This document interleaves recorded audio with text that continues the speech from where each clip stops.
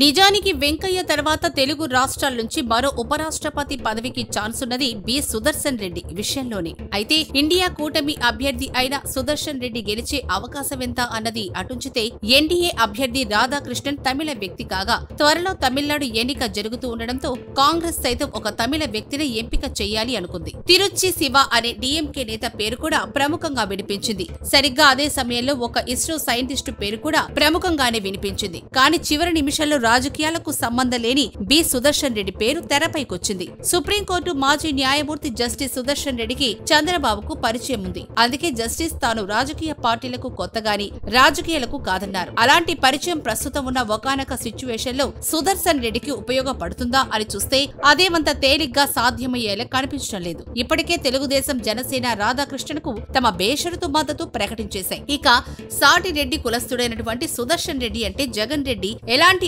అభిమానం ఉందో తెలియదు. ఒకవేళ మద్దతు పలుకుతారన్న విశ్లేషకుల అభిప్రాయాలను అనుగుణంగానే వైసీపీ సభ్యులు ఎన్డీఏ అభ్యర్థికే మద్దతు పలుకుతున్నట్లు అధికారికంగా ప్రకటించేసింది. ఎందుకంటే ఇప్పటికే జగన్ పీకల్లోతు కేసుల గొడవల్లో ఉన్నారు. అందుకే తనకున్న లోక్సభ రాజ్యసభ సభ్యులు 11 మంది కాగా ఈ మొత్తం అటువైపునకు మళ్లించేశారు. అలా మళ్లించుకుంటే జైలుకి వెళ్లక తప్పదు అన్న భయం ఆయనది. దీంతో ఎంత రెడ్డాభిమానం ఉన్నా గానీ జగన్ రెడ్డి సుదర్శన్ రెడ్డికి మద్దతుగా నిలవడం లేదు సరికదా. వైసీపీ ఉపరాష్ట్రపతి ఎన్నికల్లో ఎన్డీఏ అభ్యర్థి రాధాకృష్ణన్కు బహిరంగ మద్దతు ప్రకటించారు. కట్ చేస్తే బీఆర్ఎస్ సీనేంటో చూస్తే బీజేపీ బీఆర్ఎస్ రెండు ఒకటే అన్న మాటకు ఆస్కారమిచ్చేలా కేటీఆర్ ఒక కామెంట్ చేశారు. అదేంటో చూస్తే ఎవరైతే 2 లక్షల టన్నులు ఎరువులను తెలంగాణకిస్తారో వారికే తమ మద్దతు అన్నారు. నిజానికి ఎరువులను ఇచ్చే అధికారం ఉన్నది కేంద్రంలోని బీజేపీకి. దీన్ని బట్టి చూస్తే వారి మద్దతు బీజేపీకే అని చెప్పాల్సి ఉంటుంది. మొన్నటికి మొన్న సీఎం రేవంత్ మాటలను అనుసరించి చెప్తే ఇప్పటికే తమపై కేసులు లేకుండా చేయడంలో భాగంగా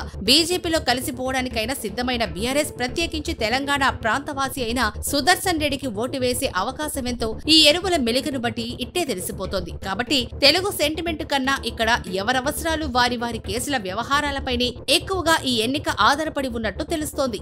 ఇదండి మన తెలుగువారి ఉపరాష్ట్రపతి ఎన్నిక కథ కమామిషు.